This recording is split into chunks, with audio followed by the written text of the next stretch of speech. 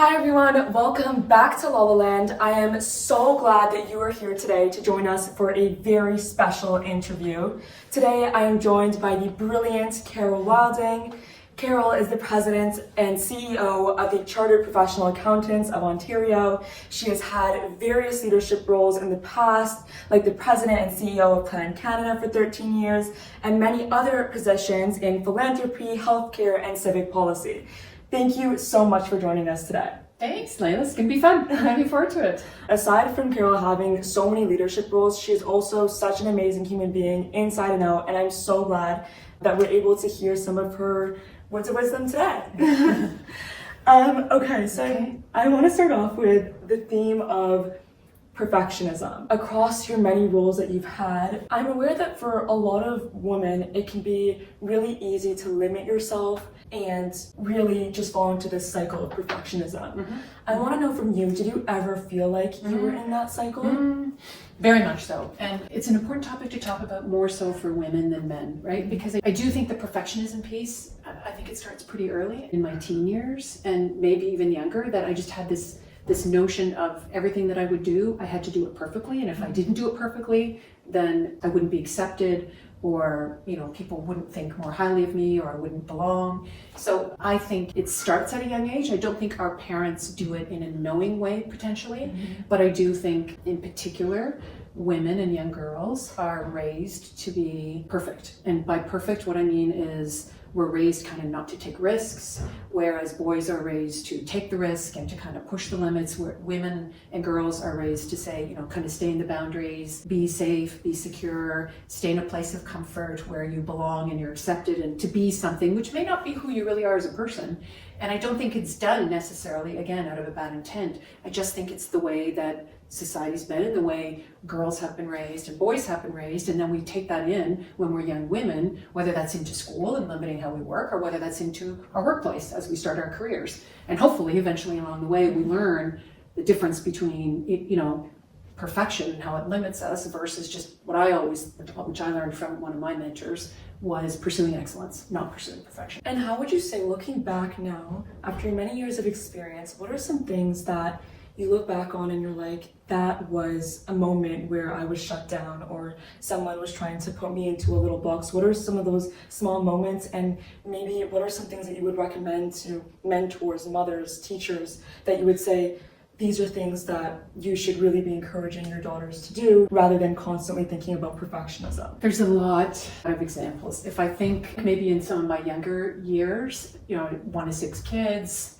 3 girls, 3 boys, busy family growing up. My parents would push the boys to do the sports a little bit more, whereas my sisters and I were, I guess, groomed to be a little bit more in the ladylike and be a little less risk-taking. So I learned at that age, where that kind of was just innately how I grew up. And there wasn't anything wrong with that. My parents were just trying to do the right thing in terms of raising us. But then I would say once I kind of got into school, or maybe even early into the workforce, a number of them have to do with just even in my academics. I'll give you examples there. So academically, for me, that was a place where I felt safe and secure, because I worked really hard in school. I did really well academically. So that gave me a sense of accomplishment, or a sense of feeling good about who I was. At the same time, I was very hesitant to put my hand up. And I wouldn't put my hand up unless I was thinking through the question that the teacher had asked. So I'd be thinking it through, and then I think about how was I going to phrase my answer, like just way overthinking in my head, because I was afraid. I didn't want to take the risk. I didn't want to put myself out there. I didn't want to be vulnerable, or even be curious to kind of put a question out. So I was very risk averse when it came to putting up my hand. Yet academically, I would do really well. So I wouldn't put my hand out or put my hand up unless I really felt 100% I had the right answer, which was fundamentally just the wrong thing for me to do, right? I wasn't going to learn, I wasn't going to grow, I wasn't going to contribute, I wasn't going to be curious. I was holding it all inside. So that happened in school. Eventually, I was able to kind of push through that one in terms of the putting my hand up. I would say the other one was in my career. 20, 25, 30% max were women. It's a very male-dominated industry. Now, I will say very proudly that it's 50-50 in terms of women coming into the CPA profession, but it wasn't at the time that I went in. So when we were out on assignments and working, many times you would get to the place where you felt you had earned the right to do something. And that can be as simple as being in a meeting and being able to present an aspect of a piece of work that you had done. But I could see in this particular case, without going too much into the detail, that the male on the team, who was a senior accountant the same as I was, actually was asked to present when we were going in to present at a client meeting and an audit meeting. So he got asked and I didn't get asked. And so I kind of walked away from that thinking, well, I must have done something wrong.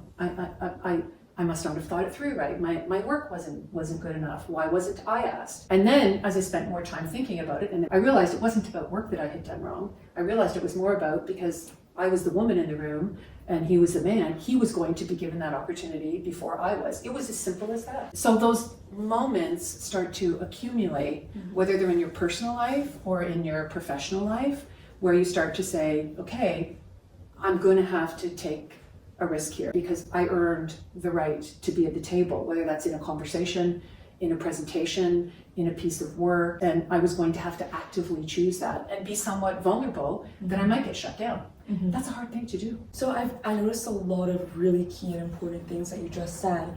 One of the things I firstly want to touch on is you said academically school was a safe zone for Yes. you. What would you say are some moments where you feel like you face this, and what do you do to overcome that? What were some things that you really had to learn to understand that just because you fail does not mean that you can just give up and you have to keep on working on it and not everything is just black and white? Well, I learned a number of things. I learned I didn't always need to get 90% in everything at school to be a good person or to be a bright person. I didn't always have to achieve this academic level in order to have the right to be able to just be who I am and explore and be curious and learn and grow. But sure, I wanted to do well in school, but that seemed to be a prerequisite that I had set for myself or learned as women do.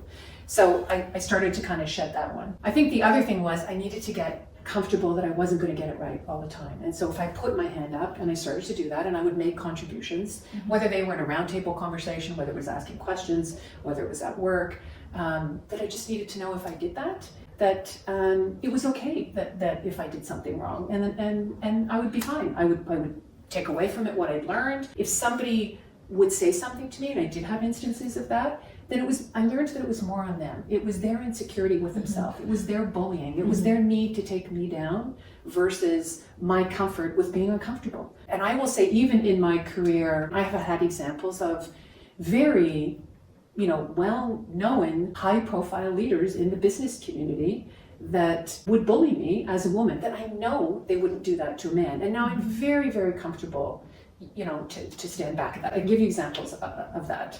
Someone who's very, very well known in a very big company, was working with him on a particular project. He was involved in my board at one time. In a couple of companies ago, we were having a very heated dialogue and debate on a particular issue, which was fabulous. It was great. Very, very smart man.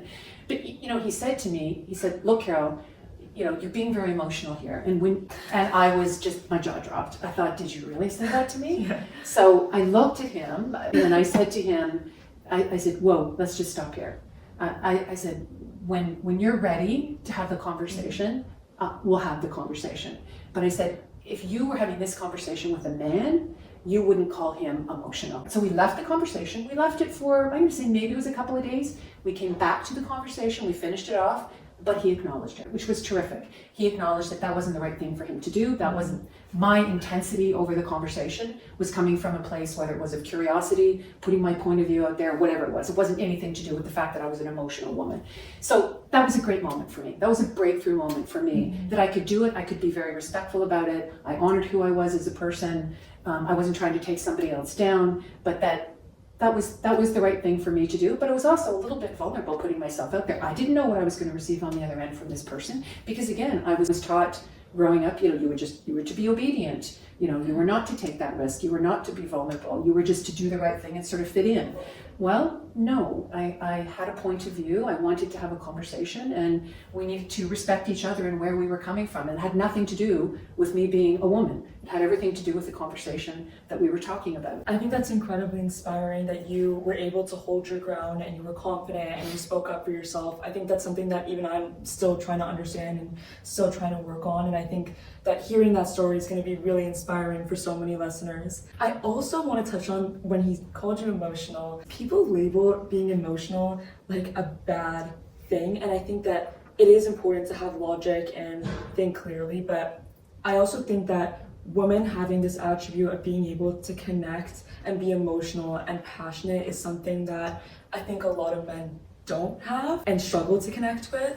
And I think that our emotional intelligence and our ability to think through things on a personal level allows us to be able to connect with people and build deeper and stronger relationships with clients.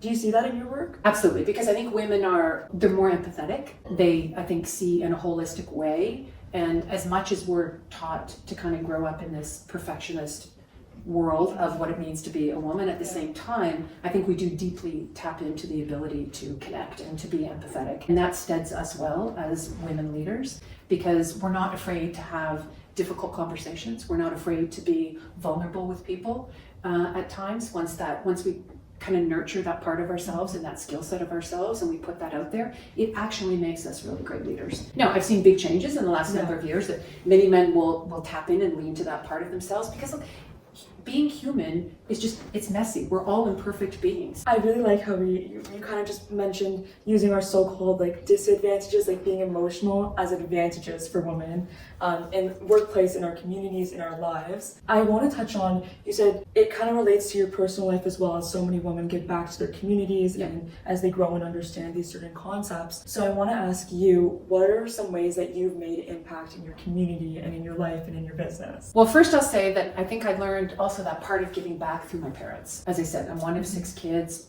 My parents didn't have a lot financially. They worked hard, but they always taught us at a very young age the importance of giving back to your community. It was a modeled behavior that I had learned through my family. So then for me, what I have done as I started to enter my career is that I always made sure there was a certain amount of time that I would volunteer. So I started to give back to causes that were really important to me. And there's a couple of them. Youth, and in particular, and women and girls is something that I really believed. I think my focus has been on a lot of the things I do would be around women and girls, or women, youth, and mental health. And if ever there was a time for that, I would say there's more of a time for it now. I mean, I've done it in a variety of different ways, whether that's directly involved in activities or whether that is also involved in terms of sitting on committees and boards. I really like what you said about giving what you can no matter what. And I have one last question for you right before we wrap up. Sure. What does success look like to you? Well, it looks a lot different at this age and stage in my life than it did much earlier, right? I think at a much earlier stage of my life, it was all about, how much my income was going to be, what my title was going to be, what my house was going to be. I defined it in a variety of different ways. And not that I don't want some element of success in my life in that sense, right? Of creating some kind of financial comfort and security for yourself and a feeling of accomplishment.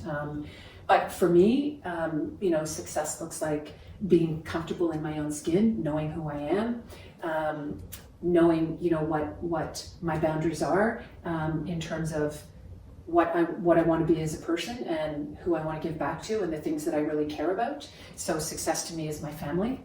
It's ultimately a big part of my success. I have 2 children. I now recently became a grandmother, which is kind of a crazy thing. So for me, that sense of my family and my family's health and security is very much a big part of it. My friends, my sense of community. Yes, my professional success is a part of my overall feeling of, have I contributed? Have I left something better than I found it? That's a part of it. So I guess that's more of my definition of success, and feeling comfortable and content, because striving for success or always wanting more is something that also comes with perfectionism. So knowing when enough is enough and being comfortable with what you've got in your life. I really enjoyed our conversation today. I've taken away so much, and I'm sure so many listeners have as well. Thank you so much for joining us today. And LaLa Land, thank you so much for tuning in.